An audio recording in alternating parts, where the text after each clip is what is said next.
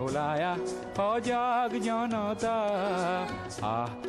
ওলায়া পোহৰ আনুতা ৰামৰে দেশতে থকা ৰাৱণ বধোতে যায় যদি যায় জীৱনটো যাক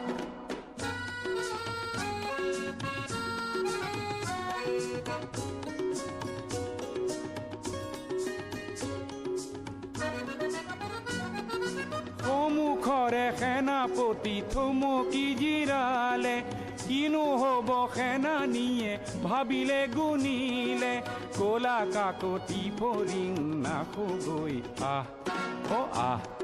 ওলায়া সজাগ জনতা ওলায়া পোহৰ আনুতা ৰামৰে দেশ বহুত বিপদজনক আছে আসামক মই ধন্যবাদ জনাইছোঁ আসাম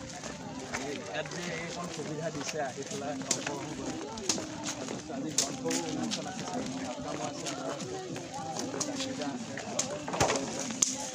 সকলোকে গ্ৰন্থ অনুষ্ঠানসমূহত থাকিবলৈ অনুৰোধ জনাইছোঁ